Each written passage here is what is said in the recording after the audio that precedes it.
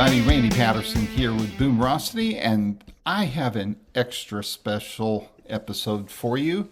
I'm personally very excited about it because we're talking today with a true legend, and I mean that in every sense of the word. And any of you guys who have been into rock and roll for very long at all will know the man. His name is John McLaughlin. Us old timers know him from way back in his days with with Miles Davis, and he also was the driving force behind the Mahavishnu Orchestra. And of course, he worked with Carlos Santana and all sorts of other people. And so to have this opportunity to talk with John was it was thrilling for me to say the least. We talk about his new album called Abandoned Heights. You see the album behind me here. It's actually a soundtrack to a movie that hasn't been released yet. In fact, we're not even sure if it's been made yet. And John talks about that in this interview. But the music is phenomenal, and you guys will absolutely love it, especially if you're a John McLaughlin fan. As always, I ask that you hit like and subscribe if you're not already a subscriber. And please, please, please do share this interview with your friends who are heavy into rock and roll, especially people that are John McLaughlin fans. So without any further ado, here's my first interview with the great John McLaughlin. Until next time, this is Randy Patterson with Boomerocity. Take care. Randy Patterson. John McLaughlin, what a pleasure to finally get to meet you. Thank you. Where are you clicking in from? From Monte Carlo, down in the south of France. Yes, well, but it's not. I'm in the south of the United States. In fact, one of your peers in rock and roll has said the Smoky Mountains way down south. That's where I am, in the Smoky Mountains, right in the heart of them. So that's nice. Yeah. Well, do you know Jimmy Herring? I know the name, but I don't know him personally. No, but I mean, you know his music. Yeah, we yeah. did it before. I mean, 9 years ago, and he's kind of he's more like Carolinas, but that's getting down there. So yeah. Okay. Well, we have mountains here. We drive 30 minutes. We're in the mountains here, which is beautiful. Nice. Yeah. Nice. You like to hike? Yes, I do. I don't do it as much as I should and would want to, but I do like to hike. Good. Yeah. My wife and I are hikers. They think very good. Well, yeah, that's, well, when you get over 50, Brandy. I'm there. I'm way over there. Oh, I'm over 60 too, sir. So well, you're looking good. Well, thank you. Well, I tell you what, if you get out to this neck of the woods again, we'll have to find us a guide and we'll go hiking together up here in the Smokies. There's all sorts of great places to go and some beautiful waterfalls and some abandoned towns and all that kind of stuff. That'd be fun. Well, actually, I'm going out to California toward the end of next week. The Grammys are there, and there's the live Shakti album. That's the last one just before we lost the tabla player. And there's a couple of nominations for that. So, but I'll be staying with I have a niece in Thousand Oaks. Oh, and they're very near the Sierras. So we've been there before. So I'm going to be hiking out there too before the big day. Very cool. Nice. Yeah, really nice. Well, in a month or so, not to name drop or anything, but I guess I'm going to be hopefully meeting in person for the first time, even though I've interviewed her a few times, a friend of yours, Cindy Santana. So Cindy Santana. Yeah. She's a darling, Randy. And she can play the drums. Yes, she can. It was not just a few months ago. Well, maybe August, 6-7 months ago. Carlos and Cindy were down here, playing down here. And of course, as usual, jam session. So I was up there jamming with them. And and after a couple of numbers, two, three numbers, I went back to my seat. And at the end of the show, and Cindy had been playing. I mean, what a beat she's got, and what an Hmm. energy she has.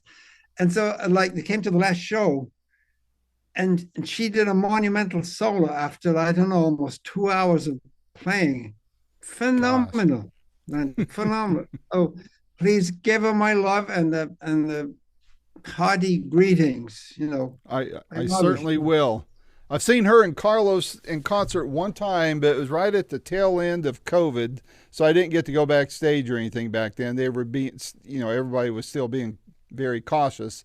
But I'm hoping she's going to be playing on the other side of the mountain from me in Cherokee, North Carolina, at Harrah's there. She and Carlos, and so I'm hoping to be able to still get backstage to see her and have her sign her last album for me. And I'd love to get Carlos to sign one of my albums of his too. Man, I've been listening to him ever since Black Magic Woman. So, uh, Well, what I can do is drop a line to both of them and just say when are they playing? April 4th, I think it is. April 4th. Let me make a note of that. Okay. April. Oh, I've got it. I've got it in there. There's Yeah. another important date right there. Yeah. I just say, it's a really nice journalist who would like to drop by and say hello and have. Yeah. You never know. No, Hey, but it could happen. It's no, not going to happen if we don't ask, right? they're close friends, so Yeah. that's a very good chance they'll leave your name on the guest Yeah.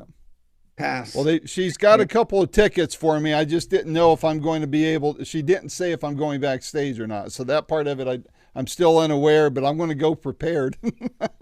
Yeah, So, do it because I'm gonna ask them if they can put you on the backstage wow, act. that's very very nice of you. Thank you very Oh, much. you're But welcome. You're welcome. Listen, we so all Matt, need we all need to get in the print, don't we? that's right. One way or another. You No, guys are the content that I want to have. So that's yeah, and no, no, and and I John, appreciate it. It's like right now, I appreciate it because you give me an opportunity to talk about what I do, which mhm, is important to me. And I'm sure Cindy will be happy to speak to you. I'm yeah. sure. Well, I think there's so much negativity in the world. I make it very clear when I set up interviews. Oh You know man. what? I let the artist say what they want to say, but I'm not going to ask questions that are negative or an ambush question or No, drag try to start fights with people. I mean, they can read Rolling Stone magazine for that. So, yeah, yeah. No, these two are really positive, peaceful, spiritual people. So yeah, yeah, you just go ahead. Go ahead, Randy. it's Yeah. going to be fun. Well, man, I love this new album of yours. Of course, I love your body of work from the get go. So I Yep. knew when this came across my path, I knew I was going to like it before I even listened to it. The AB gave me the download on it, so I got to listen to it before the physicals came out. And my goodness, I just am such a I was blown away. I've been listening to it while I work, while I edit, all that kind of Right. stuff, and it's one of those that I think I'm going to be wearing out. So, Oh, that's sweet of you. Thank you. I'm what? very proud of the recording. It's a fine recording. Um, the musicians they just like really played their hearts out, and the quality of the sound. I mean, is I haven't I've only been listening to the vinyl, but I got the cassette here. It's like audio file, not cassette. You can show where I'm coming from, right? Yeah, A CD, yeah, and but the sound they got on the vinyl, it's outstanding. So I just sit and I listen to the music and the sound, and it's just I'm so happy. I'm so happy about that. So because of course people don't buy records anymore, Randy. uh, if they buy something, you've got a kind of tiny audience that's into vinyl. So at least it's that, and they're going to get a great sound. Great. Well, Amy So sent me both CD and vinyl, and my turntable's not a great one, so I'm waiting to where I can get to one of my friends that has a great turntable and a good sound system. Then we're going to yeah, drop the needle on that bad boy. So, yeah, yeah. You got to give it one time. You got to listen to the vinyl. You don't you know, miss that about making music, though, John? I mean, when I as a kid growing up, I'm 66 years old now, but in the 70s when I started collecting albums, it was just like, it was an event. You hurry to the record store, you got the record, you oh get it yeah, home, you take that cellophane off, you drop the vinyl on the turntable, and I'm devouring the liner notes, right? And absolutely. and on these CDs, you can't read the liner notes. The print's too dang I small. know. I know. I need glasses like three times thicker than this. Just terrible. I know. No, and the thing is, it's cold.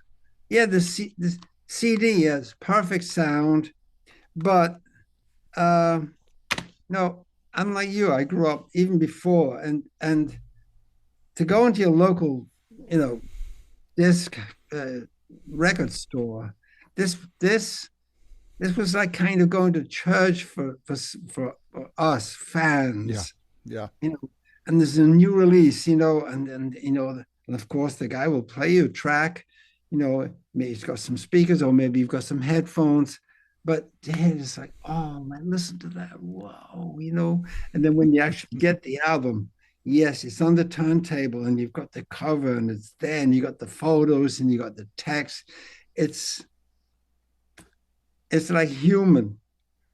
Not yeah. that this isn't, but I grew up the same way. It's weird. It's really weird. And now, of course, I'm a stranger in a strange land, Randy. You and me both. I mean, this is Spotify, and I mean, and my wife's been on it for I don't know how many years, and I'm like, I hate Spotify, because because the that's another point. It's just that the Yeah. musicians they're getting ripped off by the record companies making good money from the streamers. Well, and But I've told people, other artists, this too, John, that everybody wants to make a big deal about AI. What I would like to see is AI being applied to the revenue distribution from all the streamers. what a great And idea. Yeah. and I mean, it's doable. It's there, right? And so you could use it. You wouldn't have hands on to skew the numbers. Hopefully, would not be corrupted. And so, Mm-hmm. all the various kinds of ways that revenue can be distributed for those who have it coming to them for a piece of music. AI should be able to do it rapidly, and get Yeah. it. They could pay the artist daily if. And I add another layer to it. Let me see what you think about this. I know we didn't plan on talking about this, but this is something near and dear to me. I think that, let's say you name your favorite music service. I use Apple, okay, because I'm all Apple here. And I pay whatever it is, 17, $20 a month, whatever you pay for it. If Apple knows that a certain percentage of that fee that I pay every month is going to go to paying those who have money coming to them, people outside of Apple, so it's designated to royalties of all the various kinds, okay? Whether it's playing, whoever owns the publishing right, you name it, there's that percentage. So let's say it's $1. Let's say that this month I'm listening to nothing but your music. Mm. And even, let's say your cut is different from one album to the next, or even from one song to the next, but all I'm Mm. listening to is a particular song or a particular album for that month. That dollar from my monthly fee should go to you and those tied to that song or album. If next month I'm going and I'm on a Cindy Santana binge, Mm. then she would get it from there. But if I'm listening to 100 different artists, Mm-hmm. then an artist would get a penny from me, or a minimum, let's say a minimum flat rate Mm. of what I'm listening to, that way. And to me, I think it makes it a lot more holistic, much more pure and it still may get diced up a lot more. But to me, some people only buy, subscribe to a service just to listen to podcasts. So, then you divide it up that way. So to me, I think that's a very fair way of doing it. And hopefully the artists and those who own all the various rights Right. would get paid fairly and accurately then. Well, it's a great idea. I don't see it coming over tomorrow, but it's a It'd great be idea. uncharacteristically fair from the labels, wouldn't it? But actually went and with iTunes, Apple iTunes, this was a system that worked perfectly, but it was downloading. Yeah, Now downloading is gone. It's yeah, gone. yeah. Because downloading on $1.99, 36 to the artist, 33 to Apple. Worked perfectly. Yeah. Anyway, it's gone Yep. far away. Doesn't Far matter. away. Hopefully it'll come around full circle in some way, shape, or form. But Maybe. what led you to do this album? I know what I read in the press release, but tell fans what brought you to do this soundtrack for Abandoned Heights. I got a call from a guy called Jack Stallings, who uh, told me he was an independent director, movie director, and he wanted to make a film, um, New York film. And I said, well, that's interesting. What kind of film? He said, well, it's an independent production. It's kind of a mystery, and um,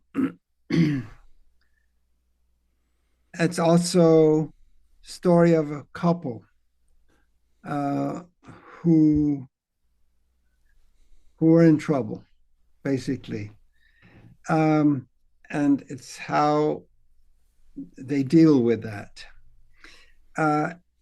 But finally, which is what I got from because I didn't get all the information. I got all the information when I got the scenario.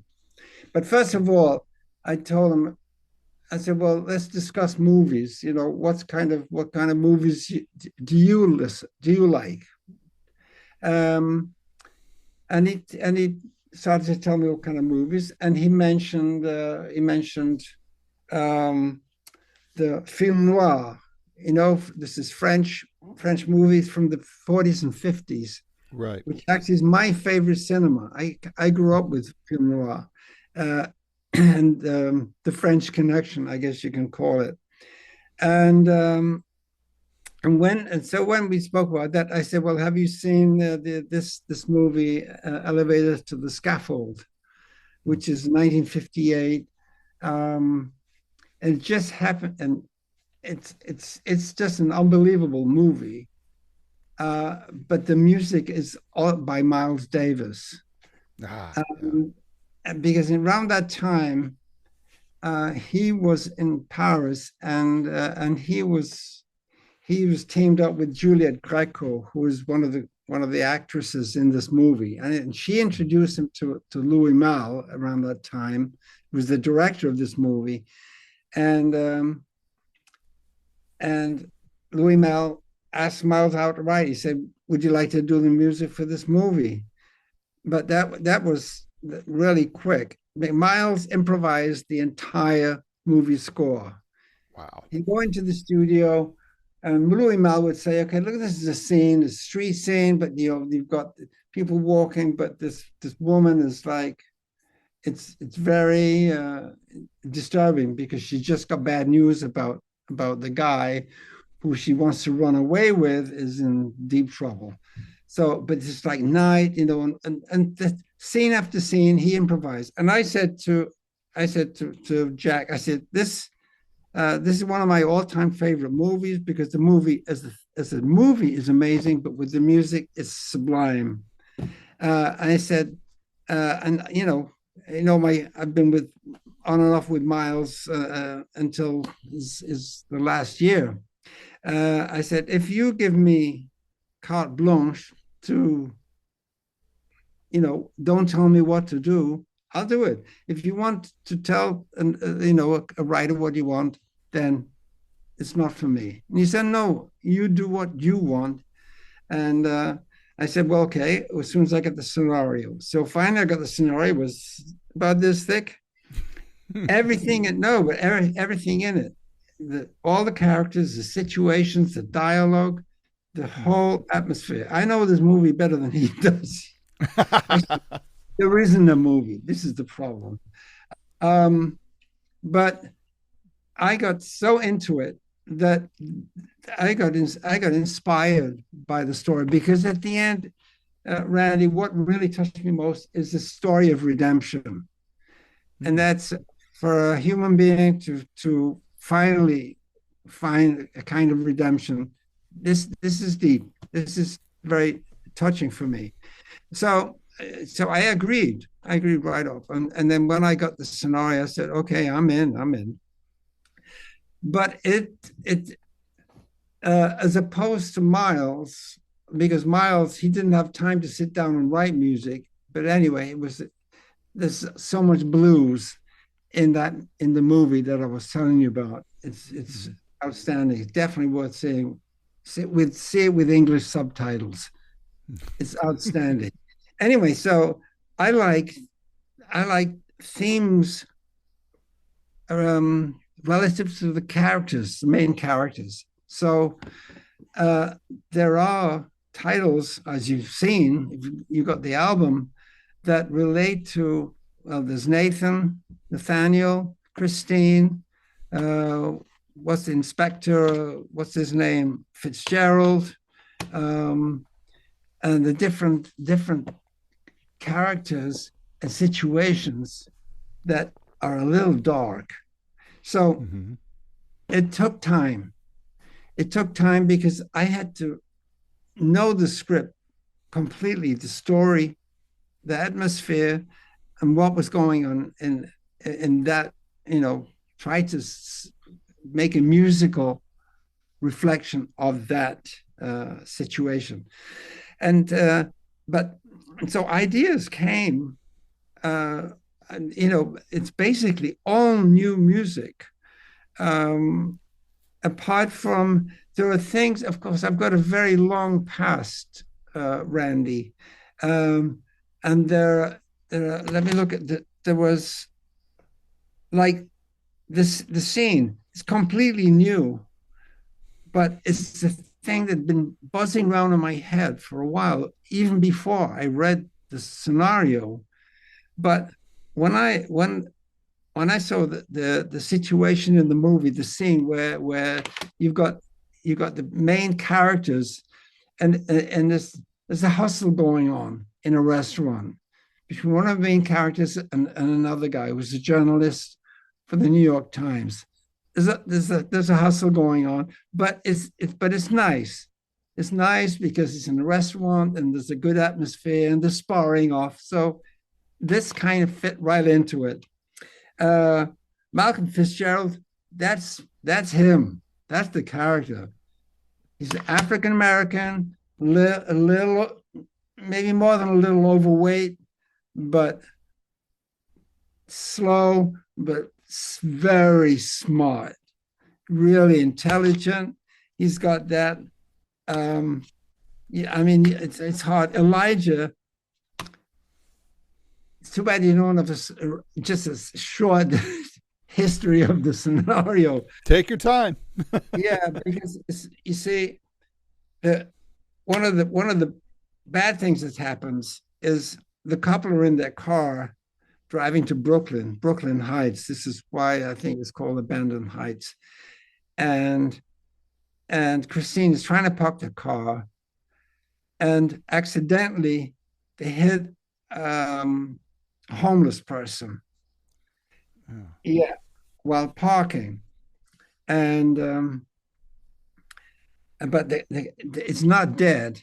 But this guy is in New York, but he's a professor of literature at what's the University of DC, in there's a university in DC. What is it again? I Oh, forget. Anyway, Is it Mary and it's not you know, Columbia. yeah. I know who you're He- talking about though. Yeah. He's a professor of literature at the university, but he's I don't know, is dementia or Parkinson's or Alzheimer's, and he found he's there, and but uh, he's been sad. He's already very sick, and now he's just been kind of run over. So, but Elijah's his son, who's a great basketball player, a young guy. So this is where the basketball scene comes in. Um, One step out. That's one piece that's they took out of the vinyl. But the DC basketball, this is really about a game going on between Elijah and his mentor, who was a really cool guy. Um, so and then Christine is Christine.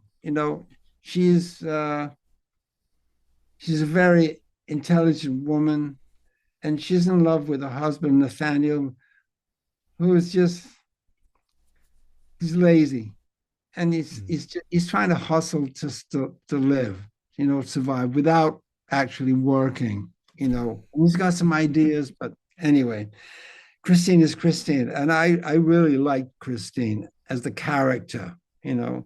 So, and when Nathaniel drives to New Jersey, this is really a dark scene, because Mm-hmm. the car got dented when they hit the professor, and he's trying to kind of, his wife was driving, and he's trying to get the car repaired before, so his wife won't find out. She doesn't know, but it's a weird scene, and it's dark, And then Will and Elijah, they're on the train, and they're having this long conversation together about his dad, who's missing now because they don't find him anymore. And Will's is a white guy, and Elijah's a Black American, and so but the Will was a literature student of his father, and so he kind of like has got a direct relationship, because Yeah. he really dug his teacher, his, Mm-hmm. yeah, the poor guy who's now lying in the curb. Uh, Nathaniel and Christine, this is the couple who are like cracking. It's starting to fall to pieces, Mm-hmm. and it's sad. It's sad, but it's a combination between, you know, it's going to work out all right, but at the same time, the beat goes on. This is comes as a request from Jack Stallings, um, and he said, can we have a jam session? you know, and I thought, jam session. What the last great jam session I had was the one I started on the Jack Johnson album, Miles Davis. Remember that? Yeah. Yeah. Yeah. 1960. I mean, that's a long time ago. But that very briefly is what happened when we were called in to make the record. I was there with Billy Cobham was there on the first time. The drummer who was in Yep. Mahavishnu. It was the first time we met, first time we played together. Herbie was there. Steve, what was his name? Saxophone player. Michael Henderson on bass. Anyway, Miles, he didn't bring anything. He usually bring a piece of paper with some chords or something, anything written, nothing. Nobody had anything. So he's in the cabin with Tio Macero, and we're just like standing in the studio, and finally after 15 minutes, I got bored. And I've been working on some strange chords. I said, oh, I'm going to play something. So I started, but R&B, I spent my whole 60s playing R&B, Yeah. Motown, funk, and in the studios, pop, rock, whatever. But R&B, you cannot take the R&B out of jazz, Randy. Otherwise, you got I no more know. jazz left. So I started this thing, and I was reminiscing about Jack Johnson. So we hit it, and we had the jam, and that's it. It didn't make it on the vinyl. It's too long, too much music. So that was that, and the beat going then, and then of course, yeah, the end. The end is a very sad scene because, but sad, but up, because this is the moment when Nathaniel starts walking away from very wealthy wife, family, who he's been living off for the past 10 years.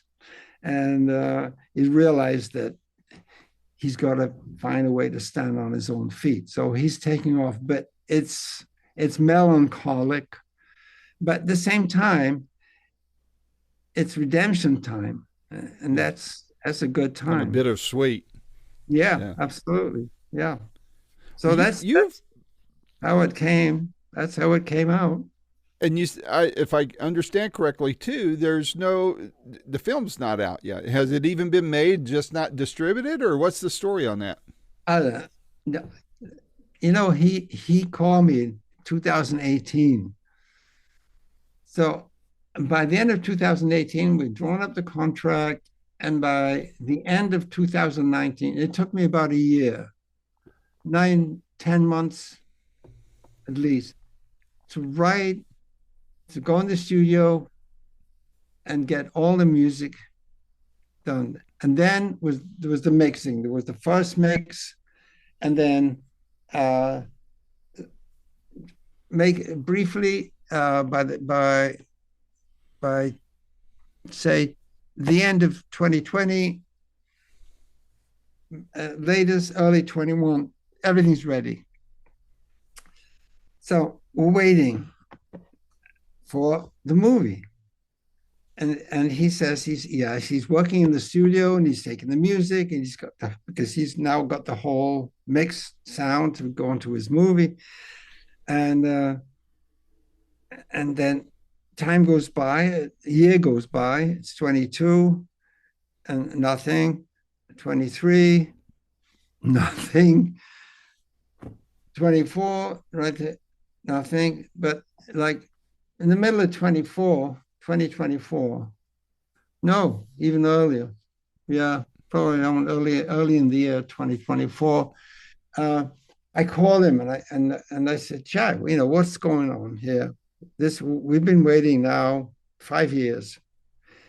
He said, yeah, but yeah, I'm this and that, and he started, you know, kind of like, you know, Kind of like the character in the movie, right? what are you rushing me for? What do I mean, give me a break. I've got this, I've got that problem, I've got that problem. I said, Jack, this is now we're 5, 6 years with the music. Make the movie, finish the movie. And I'd put him in touch with the record company. I put him in touch with Don Cheadle because he wanted Don Cheadle, and I know Don Cheadle from years back. He's a jazz fan, and Don turned the movie down. But when after this conversation, I said, Jack, you got to finish the movie. Shit, Mm-hmm. basically. And he got all on his high horse and said, you can't talk to me like this, and I'm the director, And I said, well, that was it. And since then, I have not had one word from him, and neither has the record company. And he didn't put anything out for the release of the album. That's the least he could have done, is make an announcement. Just say, hey, the movie's not finished, but listen to the album because maybe the movie will come out next year. Maybe.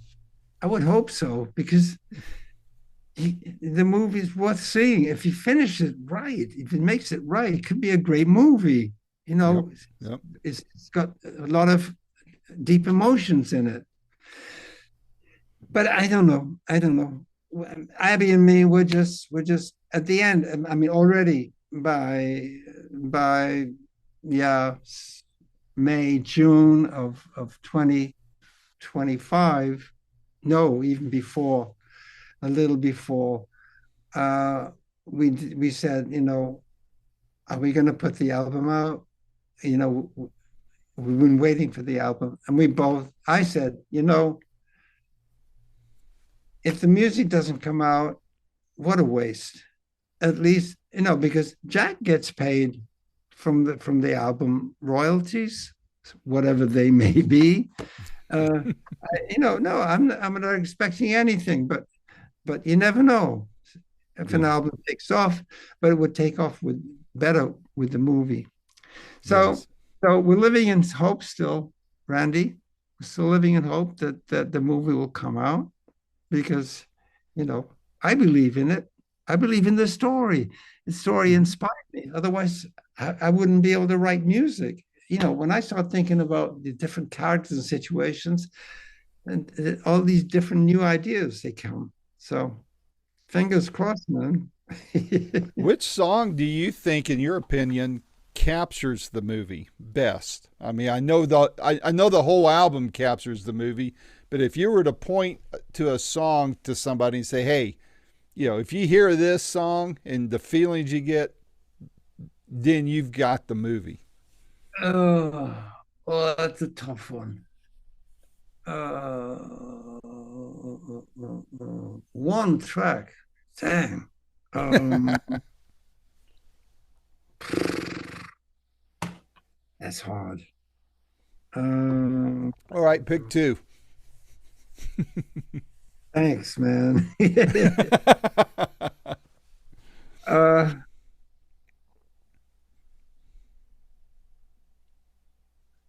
I well, I think I gotta go. Oh man, Malcolm, Detective Fitzgerald's. He's important.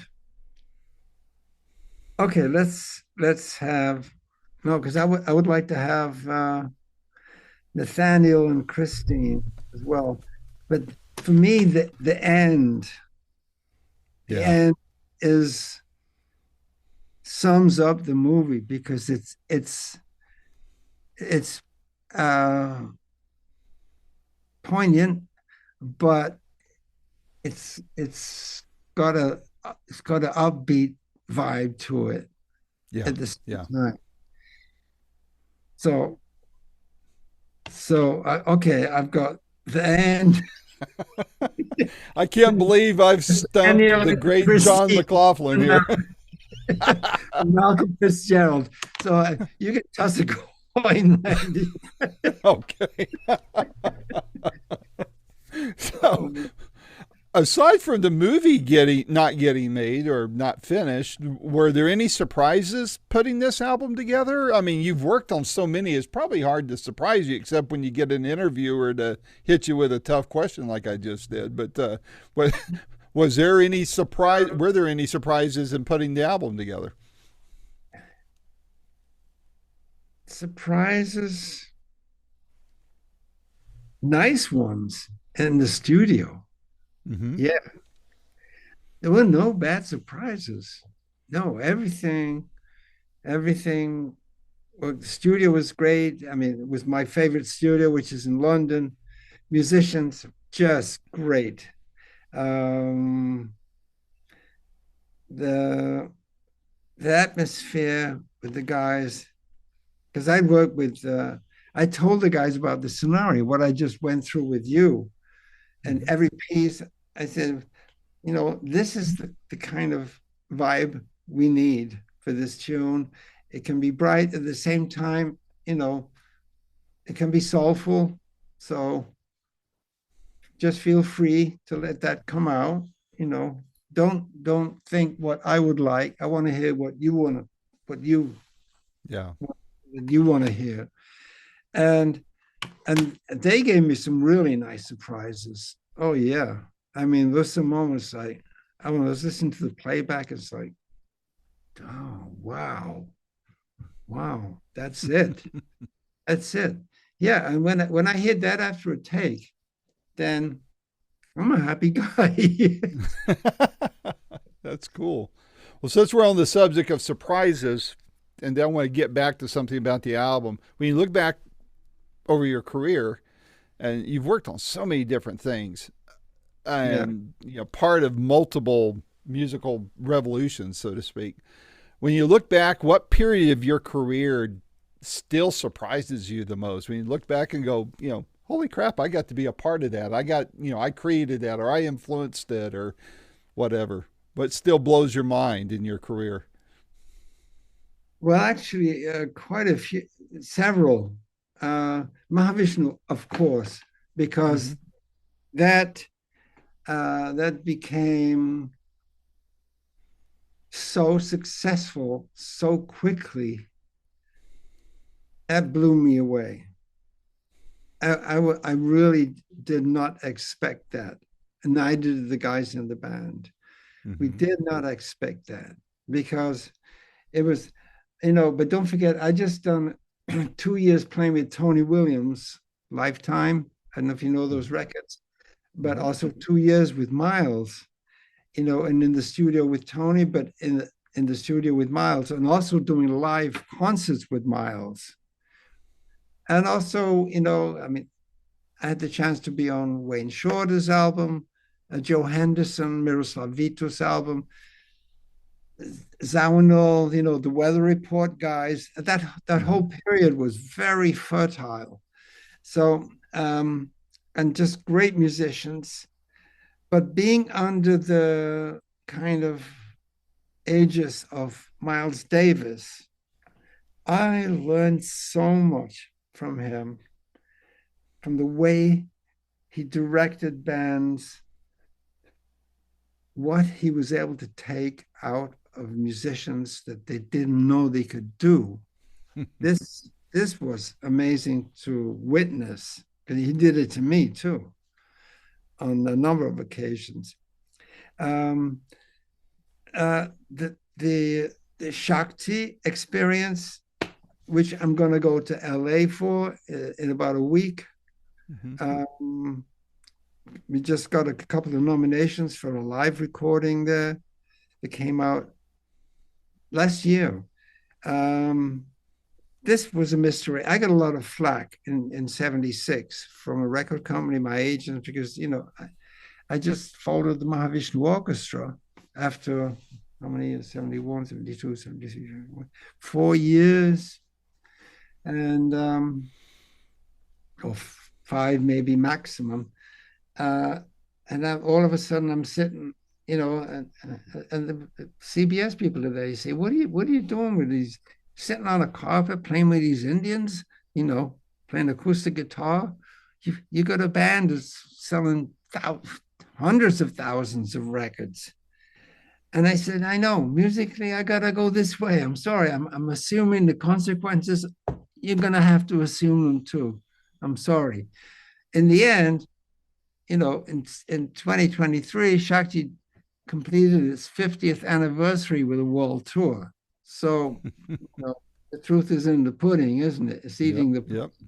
But the other thing, I think, with the three guitars, with Paco playing with Paco and Al, this was another phenomenon Mm-hmm. um, that that nobody expected would, because I offered that to CBS on worldwide, and they said, "Oh, well, you're playing acoustic guitar again. Oh man, you should be playing electric guitar." And I said, "Yeah, but listen to this," and I had them, I played them some of the music. And they said, "Okay, all right, we'll take it for North America, blah blah, just to humor me, you know." And now they're like, "Oh God." Friday night in San Francisco, almost 2 million copies. I mean, it's unbelievable for an instrumental record. So Mm-hmm. it was all this, these, they're major events that surprised me and a lot of other people. The big one, I think we have to say, is Mahavishnu. My participation with Miles, that was another thing, but that was Miles because he was pulling stuff out of his guys that only he knew how to do and Mm-hmm. surprising all of us.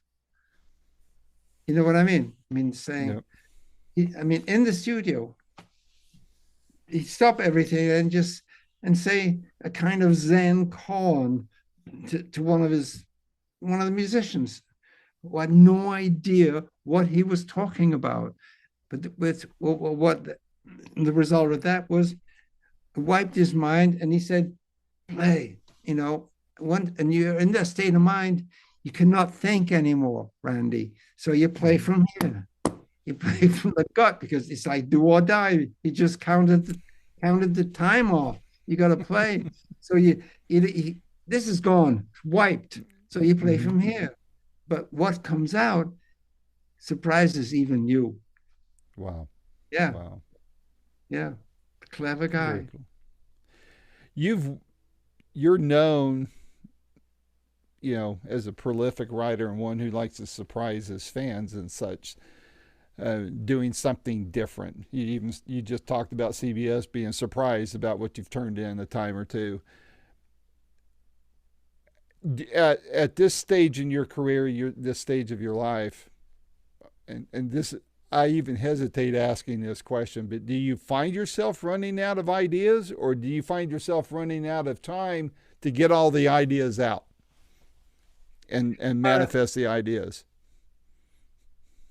no, no. My time uh, is full of creative things. Um, but uh, the last thing I did because I basically stopped touring um, at the end of 2023. Um, and so I curtailed my traveling because it became so stressful, Randy. I I mean, can imagine. since COVID and traveling with a band and musicians by plane, it's unbelievably stressful. Uh, so all I did the at the end of 23, I did the Crossroads with Eric Clapton, Mm-hmm. and in that was in LA. And I just did in December the last memorial concert for Zakir Hussain, who's the tabla player, one of Mm-hmm. the greatest in the world, in India. And but in between time, I've got a little quartet here, and with working with my friends, they have a restaurant, jazz restaurant on the beach. Fun. I'm finding I get young guys from the different academies around Europe, and I get them in, and uh, and I present them.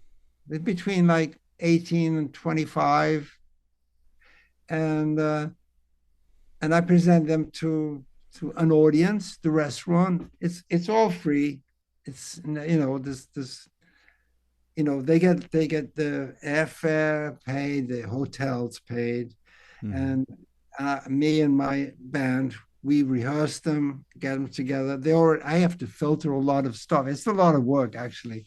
I filter because we get people sound sound files from people are not quite ready. They need another Yeah. couple of years work, but the level is unbelievably high. So I've been doing that for about 18 months now already, and I've Cool. had great great experiences. And so it's become a kind of little institution here.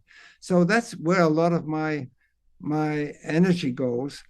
Um, but so I haven't really been thinking about writing any music, and I mean I haven't been provoked into that psychological situation. Uh, all I'm doing is giving these young students a hard time. you know, Channeling some miles there, huh? oh yeah, I'm throwing some curveballs at them, so they have to really, get it together, you know. But the shows have been great, just great, and they're thrilled to play. It's a great little quartet I have here, so they're really happy to play with good guys, and and they go away happy, back to the academies and keep working at it. How And fun. so, and then I've accepted what they call a chair at a college in London. So I'll be going there 2 or 3 times a year. I'm working with the students. So I'm kind of like paying back a little bit, what Ah, music's for me. as Very opposed to, nice. you know, I'm working on a book also, but All more right. not no, it's not. It's kind of a biography, but I like to draw. I like to draw, and I do portraits of my musicians, my peers, and my heroes, but not just musicians, different people. So Yeah. I'm making a book and I'm drawing them and the stories, lots of stories that go with these different people. So it's kind of Oh, like wow. stories and pictures. Yeah. Well, when you get that to print, let's meet up again. I'd like to talk to you about it. Maybe I can Okay. get a PDF version ahead of time so I can know what kind of questions to ask. Maybe focus on a few of your drawings in the book, and then we can have some fun talking about that. Well, it's going to take a while, but I'm sure we'll have something by the end of this year. Great, So, great. yeah. Oh, yeah. Before I'll before I be forget, happy. when you're talking about these artists too, somebody I want to turn you on to if you're not already aware of them.